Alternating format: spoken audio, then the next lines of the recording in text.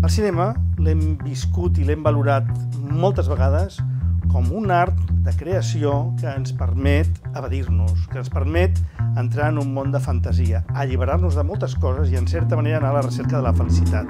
Pippington fa tot el contrari. És un cinema que és violent, és un cinema que és autodestructiu, és un cinema que és destructiu.